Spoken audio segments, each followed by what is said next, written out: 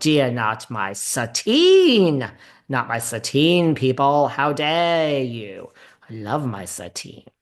So there is that. Now, Garcelle takes the kids to the beach house. Look, I like scenes like this. She's proud of what she's accomplished. Single mother, built the beach house. Again, not my style, but very nice, right? I should only be so lucky as I'm looking out and I see all this smoke that she has a beach house. And I have a question. I mean, because I'm just in the weeds today. If your house burns down, is it covered by insurance? That's like a real question. Because let me tell you, my brand new apartment in New York, I had not my leak. There was a leak from upstairs. I don't even know when. What the hell month is this? January, probably in November. And I don't want to talk about it. I really don't want to talk about it. It's all fine now because I had to hire people to fucking fix the damage from the water that was dripping into my goddamn apartment.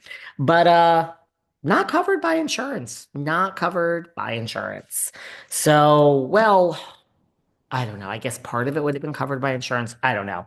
Anyway, I wonder, like, if your house burns down from like it's hard to get like flood insurance. Um, is like a natural disaster is covered by insurance? I don't know. That's what I wonder as a lot of people's houses are going up in flames. God, I'm really doom and gloom today. So Garcelle opens up about giving Oliver tough love, and I have a very good friend that had a child with mental illness, not addiction, but I relate the two in the sense that if you're addicted to really anything, if you're addicted to anything, if you're addicted to any substance, the addiction really does take over your life. And it is so frustrating because you try to help people with an addiction and they have good days. They definitely have good days, but they have lots of bad days. Do you know what I'm saying? So it, you can't help someone with an addiction. It just they need to want to help themselves, and it's in a lot of ways the same as a mental illness. So I have a friend who had a child also with mental illness who lost their battle. So my heart goes out anytime there's a story like this with a child that you're trying to help. Kind of the same thing. You have good days when you're not mentally there. And then, depression and all of that, it's a real thing. So my heart went out to Garcelle in this look. Oliver turned out great. So there you go. Now getting into Boz. Boz goes over to Dorit, and Dorit, honey, has a full house. She has the mother, she has the father. I forgot her mother's name. The father's name is Shalom. She has Phoenix and Jagger. Wimpy and Pumpkin, I believe, are the dogs. And Boz goes over to Dorit's. She made the trek all the way to Encino. Isn't it weird how all the houses in Encino look the same? They all look the same. Dorit's house, Teddy's house, the house Teddy lived in before she moved out and moved in with Kyle. They all look the same to me. So Bose, excuse me, left Highland Park and went over to Dorit's. And Bose lets us know that Dorit loves to talk, and that's great because she loves to listen. Dorit lets us know she went to a 4-hour therapy session with our friend PK. 4 hours. And he came in guns blazing while she came in wanting to work things out. And Mr. Kemsley stormed out of the session. This is why I want a divorce, he let the therapist know. And Dorit said, look, I'm not going to, she just did an interview. She said, I'm not going to fight for any marriage. If you don't want to be married to me, there's the door. Now, I gotta say, that's kind of, I think, the right attitude, I feel.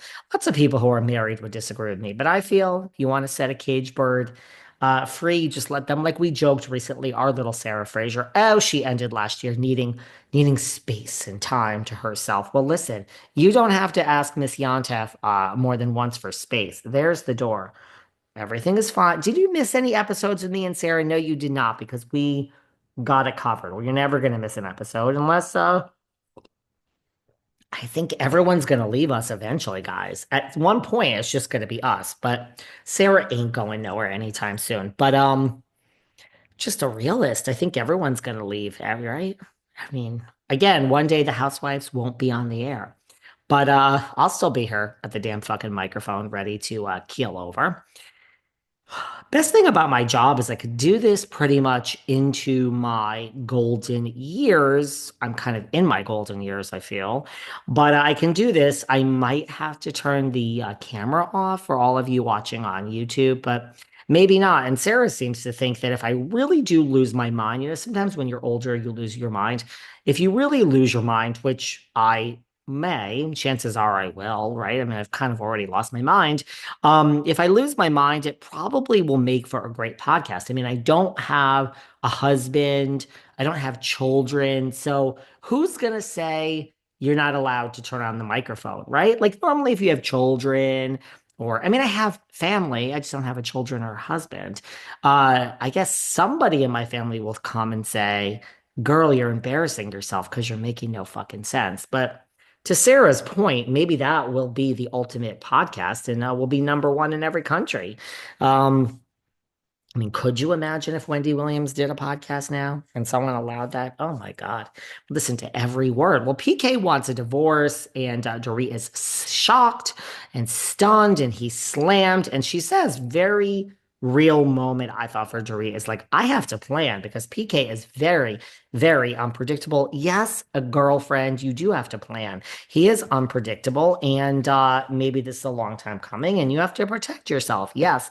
I'm kind of with Sutton on this one. You always have to protect yourself. Everything is fine until there's a lawsuit. Everything is fine until there's a divorce. Everything is amicable until it's not. So I really believe I go from 0 to 100 in life when things happen, and I always expect lawsuits and the worst. So I don't blame Dorit. I think this is great.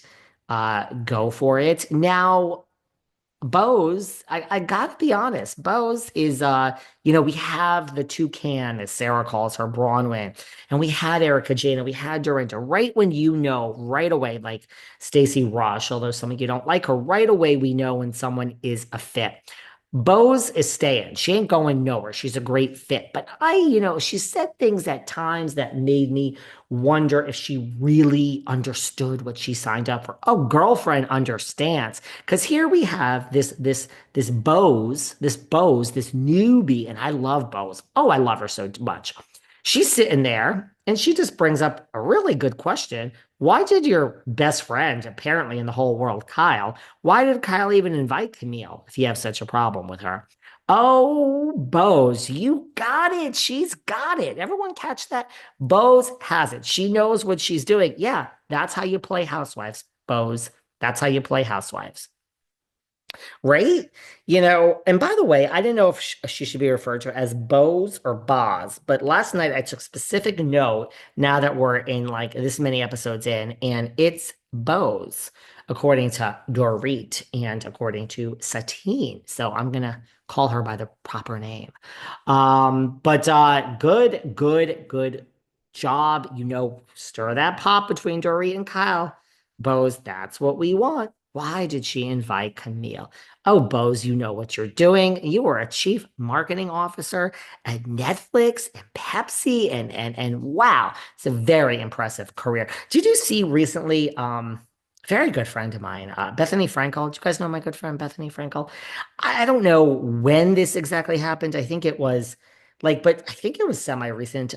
Miss Frankel ran into Bose on a flight, and